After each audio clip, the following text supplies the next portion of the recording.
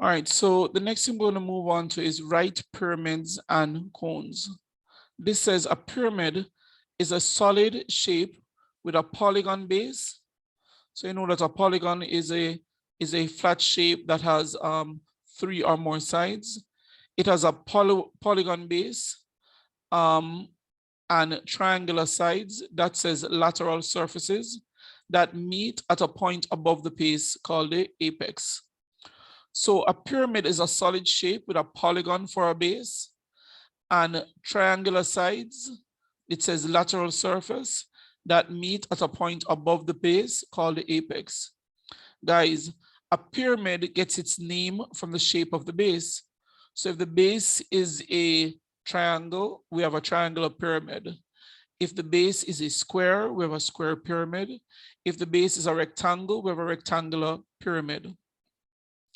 Guys, then now this says a right pyramid is a pyramid in which the line connected the centroid of the base of the apex is at right angles to the base. Apex is directly above the centroid shape of the centroid shape of the base. All right, don't stress yourself about that. It's just that we're dealing with right pyramids. I think the only pyramids the examiner will cause you to deal with is right pyramid. So a right pyramid is like a pyramid that stands up like this, something like this. All right, and you all know it would be, you understand, a polygon for a base. So it's something like that. But the pyramid could shape like this. You understand? Where it's sort of lean. So we're not dealing with lean pyramids, we're dealing with pyramids that stand up perpendicular. And those type of pyramids, they're called right pyramids.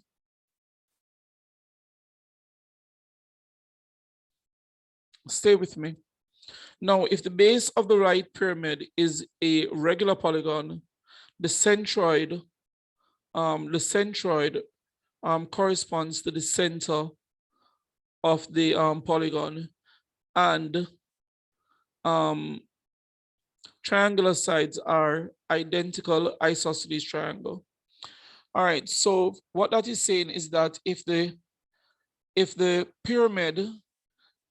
base is a regular polygon, so a regular polygon would be something like a square or an equilateral triangle, or let us say something like a regular pentagon or whatever.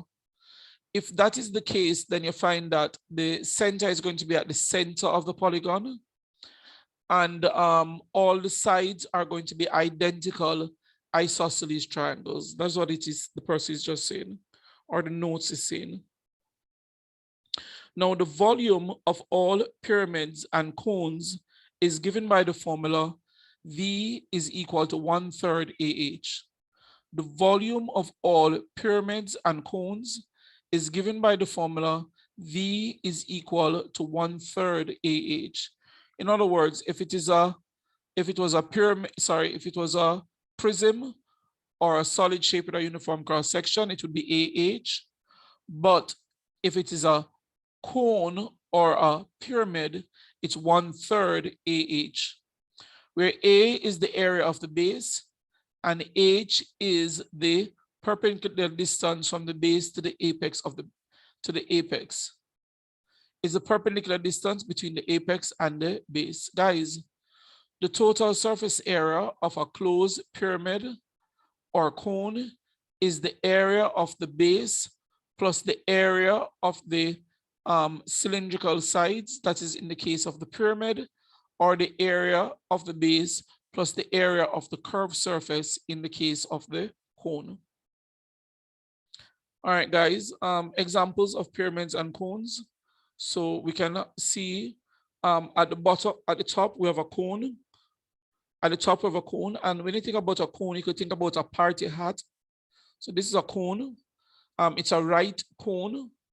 So the radius there would be the radius of the base of the cone. H is the height, which is associated with the right angle, and L is something that they call the slant length. L is something that they call the slant length. Now, the volume would be equal to 1/3 AH. So that's 1/3 pi r squared H. And the total surface area would be pi r squared, which would be the area of the base. And pi RL, which would be the area, which would be area of the curved surface. So pi RL is the area of the curved surface, and pi r squared is the area of the base. For the pyramid, for the square pyramid, volume is 1/3 AH, so that's 1/3 L squared H. All right. So other examples of right pyramids. So the pyramid here, the base is a cylinder. Sorry, the base is a triangle, so it's a triangular pyramid. And over to the right, the base is a pentagon, so this is a pentagonal pyramid. All right. So the pyramid don't have to have a square base or a triangle base. It could have a pentagon base, and it is still a pyramid. All right, I'm going to skip example 6. There is something you can look on in spare time, but I want to have a look at example 7. In example 7, we're told that the figure below is a cone and with a base radius of 6 and slant length 10. We're to calculate the height of the cone. Then we're to calculate the volume of the cone. Then we're to calculate the total surface area of the cone. All right, guys, so very quickly, I want you to breeze through example 7. All right, so example 7 again, the figure below is a cone with a base radius of 6. So the radius is 6. The slant length is 10. And we're asked to calculate the height. So the slant length, the radius, and the height form a right angle triangle. And if I know two sides of a right angle triangle and I wish to find the length of the third side, I'm going to use Pythagoras Theorem. The formula is c squared is equal to a squared plus b squared. You could write it the other way around, it doesn't matter. In the formula, c is the hypotenuse, so this is 10 squared is equal to a and b are the other sides, so it's 6 squared plus h squared. This is 100 is equal to 36 plus h squared. And so 100 minus 36 is equal to h squared. H squared is equal to 64. H is the square root of 64. H, the height of the cone is 8 centimeters. Next, we're asked to calculate the volume. The volume of a cone V is equal to 1/3 AH. So this is 1/3 A pi r squared H. A is the area of the base. For a cone, the area of the base is a circle. The shape of the base is a circle. So it's 1/3 times 22/7 times the radius 6 times 6 times the height of the cone, which is 8.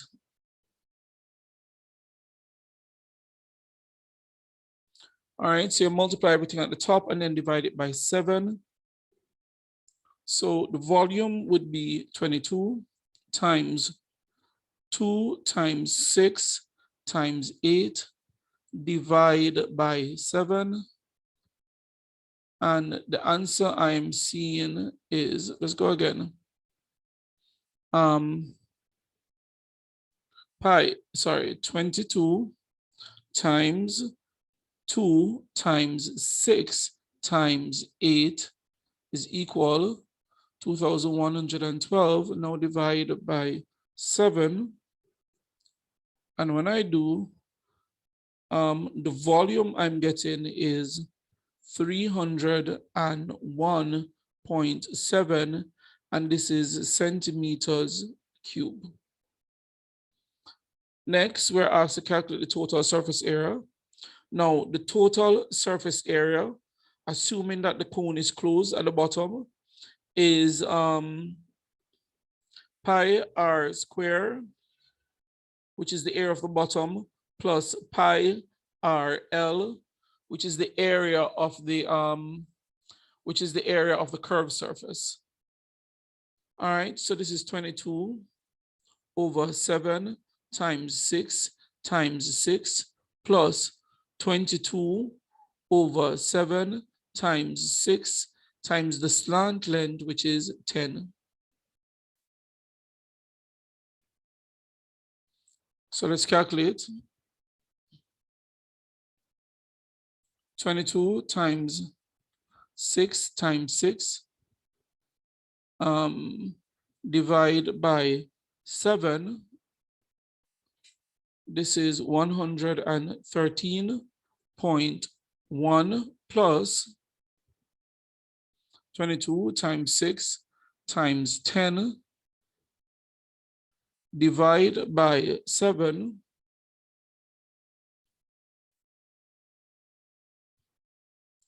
And this is 188.6.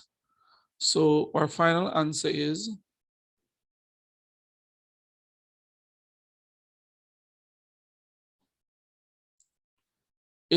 also 301.7 centimeters square.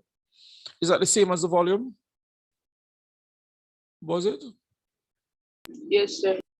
All right, it's just coincident. It is just coincident.